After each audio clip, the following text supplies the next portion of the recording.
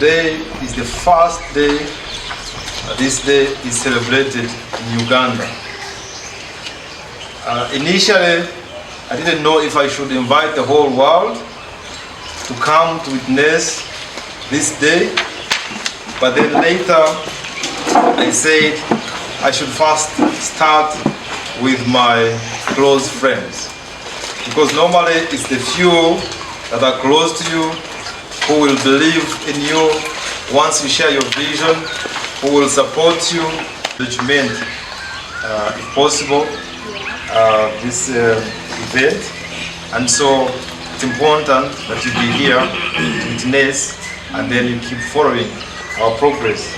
We have the elephant being the first, the heaviest, and we have the rhinos being the second heaviest, and they weigh up to 3,000 kilos. If we look at the history, the rhinos have lived for over 50 million years. They were about 30 species in the beginning. The rhinos in the world were over 30 species in the beginning. And they were abundant and widespread in North America, in Europe, in Africa, and Asia. They have declined rapidly in the last few decades. Some Muzungus might not even know that in their countries there were some rhinos, because they didn't get to see a chance to see them. We have, at the moment, from 30, we have only 5 species of rhinos left. And they include the Indian, we have the Javan, we have Sumatran. Of these, the Indian are a bit many in number, but less than 1,000. The Javan, their number is even unknown at the moment. Can you imagine having a species whose numbers are too small that we don't even know them? So it's also likely that if you go around the bushes, you might think you have them, but actually you don't have them. The Sumatran are also fewer, but these are Asian rhinos, so we shall not talk much about them. Let's focus on these two, which are African and Ugandan at that. We have the white rhino and the black rhino. These are the types. But even each type has a subtype, which we call subspecies.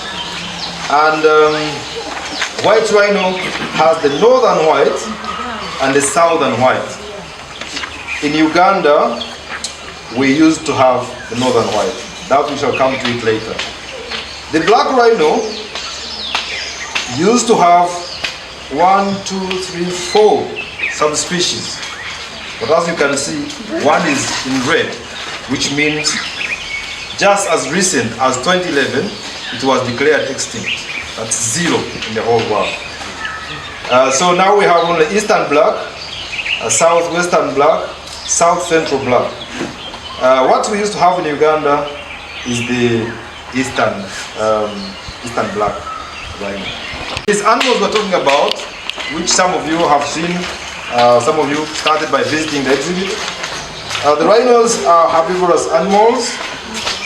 They are non-ruminants. They don't chew the cud.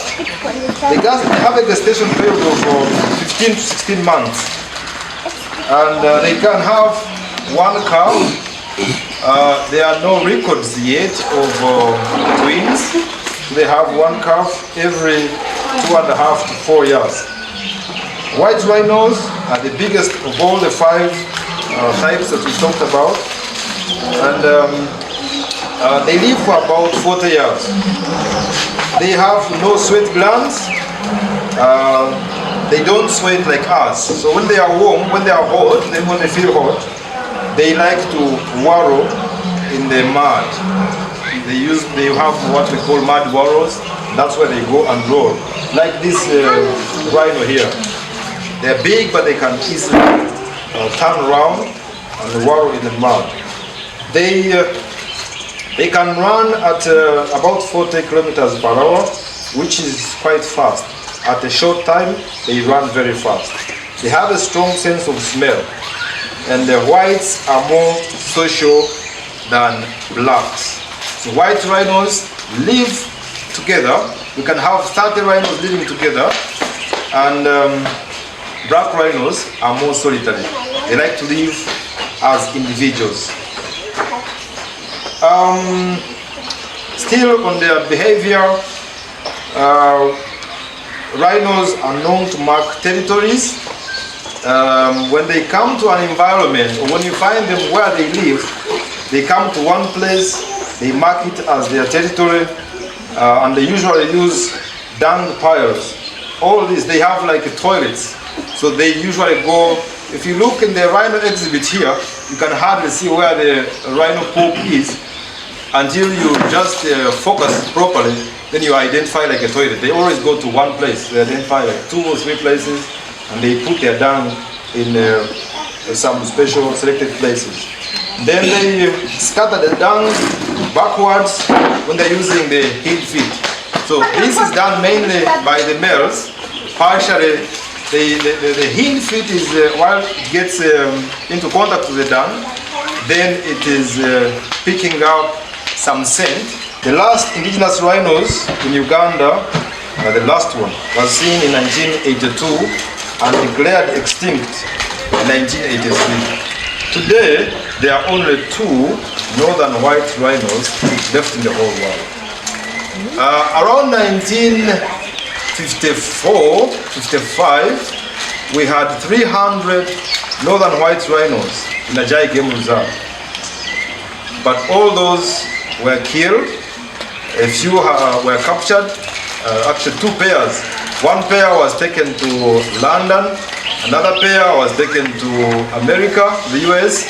And these rhinos are the ones which were taken care of. From the US, they were taken to Czech Republic.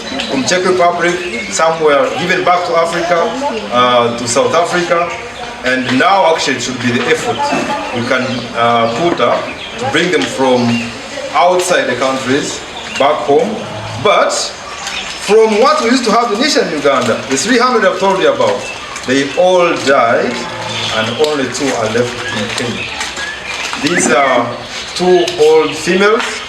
It's an old female with a daughter, and they're all too old to reproduce. The male that was alive was called Sudan, that was living with them, and he died about 4 or 5 years ago. So now those animals are very old, and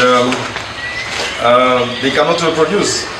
There is some good news, however, that their eggs have been collected, have been made into embryos, and maybe we can bring the embryos to Uganda and start protecting them. So the 2 subspecies of rhinos I've told you about, the northern white used to live in this area. Northern being the northern parts of Africa, I guess. So they were in Uganda, they spread to, they used to move across.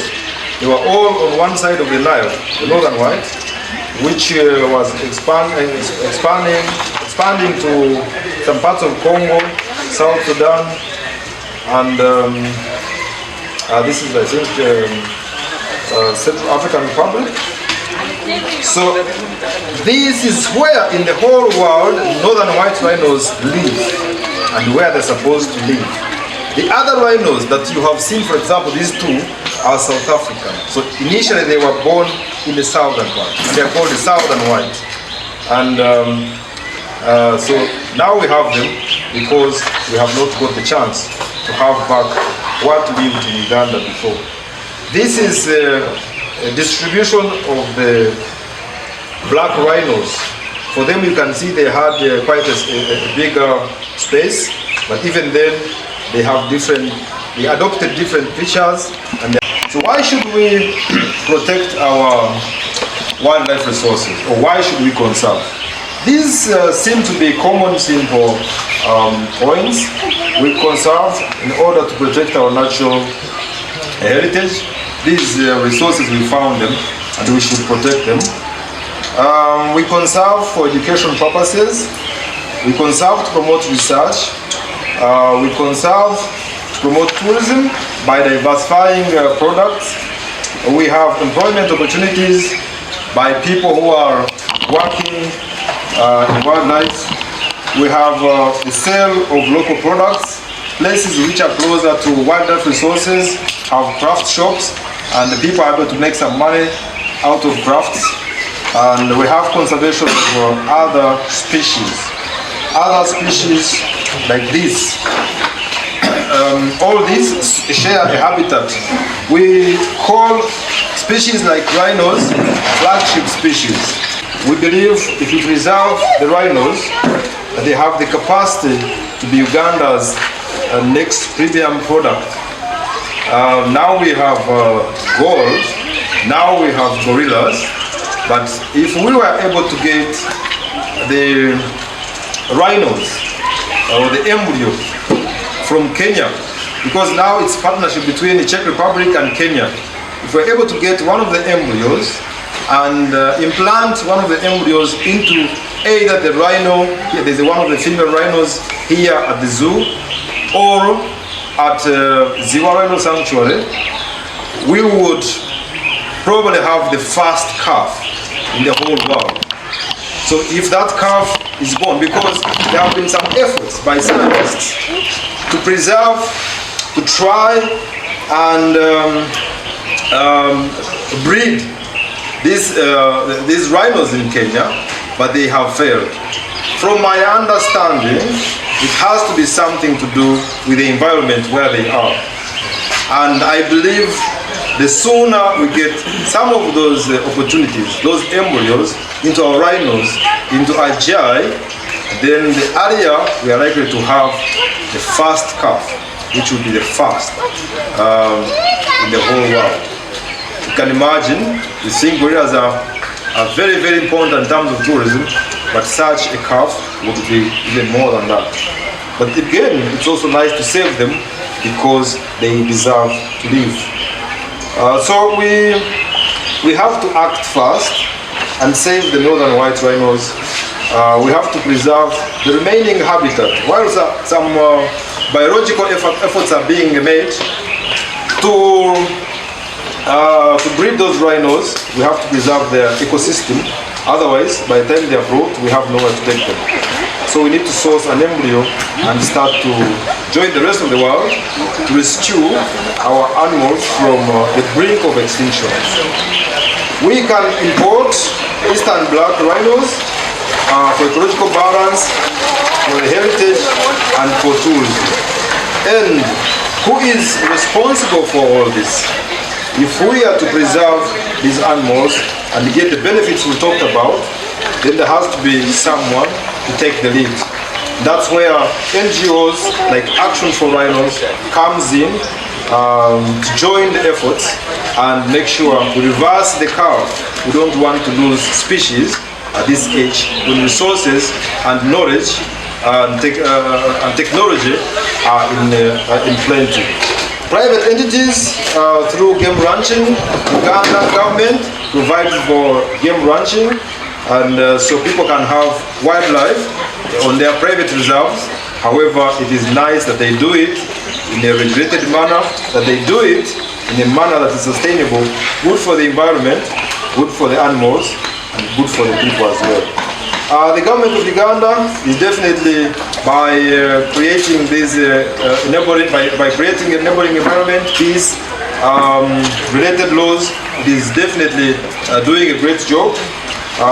Institutions like Uganda Wildlife Conservation Education Center, or UWEC, the Ministry of Tourism are the agencies which are responsible. Then organizations like African Rhino Specialist Group, Save the Rhino International, International Rhino Fund, World Wildlife Fund, and many more are also taking a lead, but we ask, what about you? You can do something as somebody who knows the story of the rhinos, and I hope you will join me and my efforts to save the rhinos. There are many things that you can do, including going on a website, digging out more from rhino agencies and finding out more about these rhinos and telling their story to the world. But also, most importantly, you can become a rhino ambassador.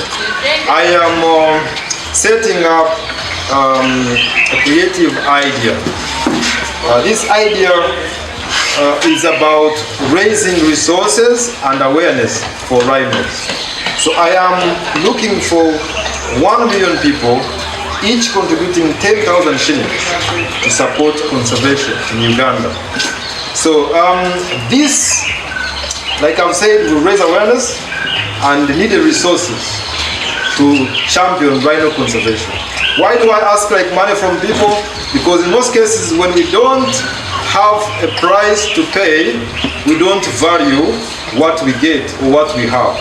But I hope that from our meeting today, from our discussion, we can start sharing with our friends, make a huge connection.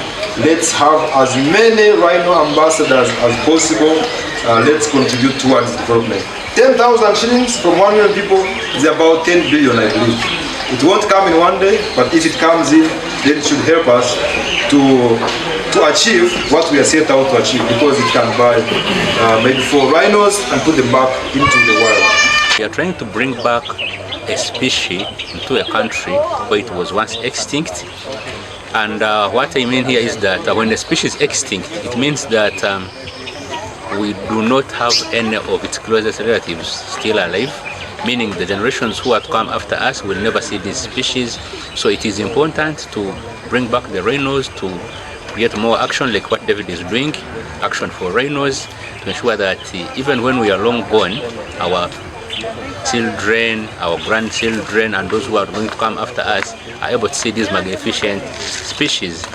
So you realize that rhinos are flagship species. These are one of the big 5 species which we have, and when we talk about the big 5 species, these are the country's sort of tourism cash cows. So when we bring back the rhinos, we shall be adding on the tourism product for our country. We shall get more visitors coming in to see these species in the natural environment, because as of now, they are ex situ, or they are not within their natural environment. The few which we have here, the 2 of them at the zoo, these are in a zoo, and the ones at Nakasongola, they are just in a sanctuary. But there are efforts which are being made to multiply the numbers and take these animals back to the world. So we are creating opportunities for tourism, growing the domestic tourism, international tourism, and also ecological balance. Well, they should look at in engagements with the local community to embrace the receiving of these animals, especially in Ajai and in West Nile region, and also government funding should be allocated more to the tourism ministry to sensitize communities and areas that are surrounded by communities in the conservancies areas. 2, 1, action for Rhino!